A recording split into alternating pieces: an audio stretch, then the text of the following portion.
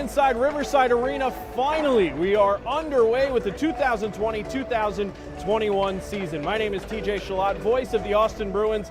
Happy to have you all alongside as we get set. This is a brand new thing that we're throwing at you this year with our video pregame shows. We'll be talking for about 15-20 minutes before we go ahead and flip things over to Hockey TV and Power 96. So you'll hear from Ron Budrick here in just a little bit, but let's go ahead and take a look at what we have in store here tonight on Friday night, the Bruins regular season opener against the Janesville Jets. But as you can see up there in the left-hand side, the Jets have played 2 games already this season. They're first in the Midwest Division. They're a team that has scored an average of 7 goals per game and 3.5 goals against per game. So the Bruins have their work cut out for them as they go forward. But I want to rewind everything. We'll have plenty of coverage in regards to the 2 teams coming up here in just a little bit. I want to rewind the clock. For those of you who are just tuning in who maybe didn't follow the Bruins during the preseason, or maybe you just kind of heard glimpses of about what the team is,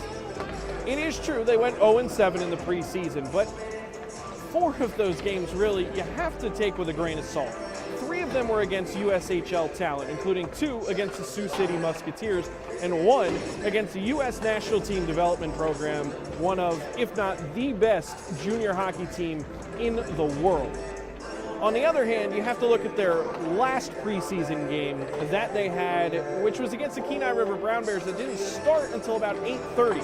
It was originally supposed to be a 7 o'clock start, but unfortunately, due to some bus malfunctions and due to some things along those lines, we didn't get the game started until 8:30 when Kenai arrived, and we only played 2 periods. So for the guys, especially hockey players who are such creatures of habit, I can understand where that is a uniquely difficult situation to try and put your best foot forward and put your best foot out on the ice. It's very difficult in that regard to get up for a game, to be ready to go, to have your certain times when you're supposed to do this or where you're going to do that, and then all of a sudden that just gets thrown apart.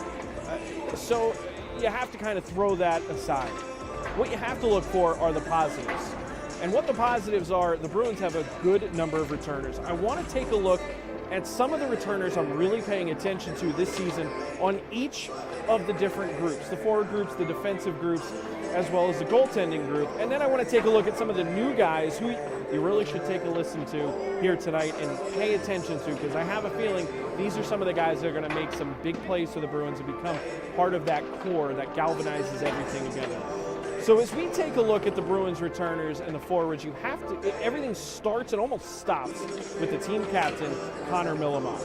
Connor Millimak has taken strides, leaps and bounds over where he was last year. In a recent interview, Steve Howard with the Austin Daily Herald mentioned as much, saying that he truly is the leader of this team, and he's very excited to hear what comes from Connor Millimak this coming season.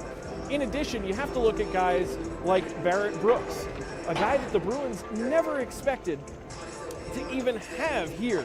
He was supposed to play in the USHL with the Madison Capitals. When they went dark, when their decision to go dark happened, he wasn't picked up by any other team. Immediately his rights were returned to the Bruins, and here he is. He's going to be a huge playmaker, a guy in his second year who you can tell out there is a step faster than last year. He's a little bit wiser, now having that full year under his belt. I'm really looking forward to year 2 from Barrett Brooks.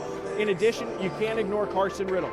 He leads this team in games played in the NAHL. He's at 96. In 4 games, he will break that 100 mark. He's 1 game ahead of Connor Millimak, as a matter of fact. But he is the leader in terms of games played on this team. I'm really excited and looking forward to seeing him take that next step as well, the Western Michigan commit. In addition, you can't ignore guys like Peter Jacobs. I want to see him now, a 20-year-old. He's in his final year of junior eligibility. I want to see him take that next step and go the extra mile and really become one of those top 3, 4, 5 scorers on the team towards the top of that score chart. And finally, Kyle Alexia. He only played 10 games with the Bruins last year after the trade right at the deadline, but he had 7 points in those 10 games. We saw flashes of brilliance from him during the preseason, particularly on that line with Millimak. So I look for that chemistry to be perfect throughout the year, and we'll see how that develops and how things go. But Kyle Alexiak, another guy that I'm keeping my eye on.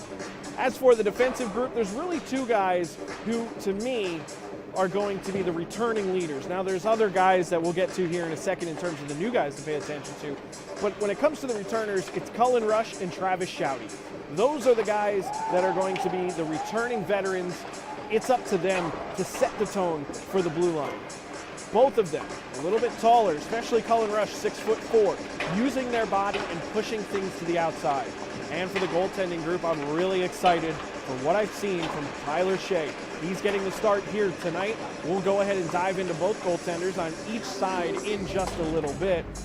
But I really am excited to see where Tyler Shea goes, as he is the true number one going into this season. Last year, he came on in relief and plenty of appearances, backing up Brett Miller. This year, he is truly the number one, and we're going to get to see him right out of the gate. As for the new Bruins, the forward group that I'm really paying attention to, and some of those guys, starting mostly with Mason Poolman, the youngster wearing number 6. Barrett Brooks has moved to number 11. Mason Poolman will be wearing number 6. He, along with Ben Catalano, number 9, are two guys that are shifty. They're playmakers. They get involved. I'm excited to see what they're going to bring to this team. I'm also excited to see what we get out of our first-round draft pick and the Ohio State commit, Alex Trombley. We saw him score in a game against Aberdeen in the preseason on a beauty. He was in the right place at the right time to pick up a rebound and snap one home. I want to see that opportunistic mindset, that good hockey IQ. I want to see that come forward from Alex Trombley. And he's on the younger side. He most recently announced his commitment to RPI. I want to see the development of Sutter Mazzatti. I heard a lot about him in this offseason. He started the year, in the preseason anyway, in the offseason, with Tri-City in the USHL. At only 17 years old, he's going to be a little bit raw, but I want to see that form. It's kind of like a block of clay. Right now, it's a square, but it's starting to take shape. I want to see it blossom and really look sharp by the time the season comes. I'm looking forward to Sutter Mazzatti. On the defensive end, one of the leaders this year on defense, without a doubt, will be Frank Dvorny. Frank Dvorny spent last year in the USHL to the point where he almost was in the conversation of maybe even being a captain on the team. He's going to have an A on the sweater, but Frank Dvorny he does everything right on the ice. The Bruins have been so lucky in the last 5-6 years. Lane Krenzen, Jed Pietila, guys that do everything right on the ice, they do everything right in the locker room. Frank Dvorny is cut from that exact same cloth with a little bit more feist and a little bit more power behind his words. I'm excited to see what Dvorny will bring, the Michigan Tech commit, who recently just signed his NLI, as a matter of fact, just a couple of days ago. I also want to see Ben Dexheimer out of Minnesota, committed to Miami of Ohio. He's a little bit smaller of a defenseman, but a playmaker nonetheless. Really excited to see Ben Dexheimer, as well as the youngster Terrian Thiesing. Terrian is not playing in tonight's game. He is a healthy scratch at just 17 years old.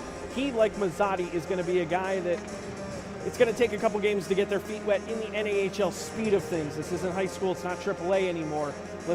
They'll take some time to work in, but I'm excited to see what he can bloom into. And as for goaltenders, Bruins are going to carry 3 goaltenders. We talked about Tyler Shea.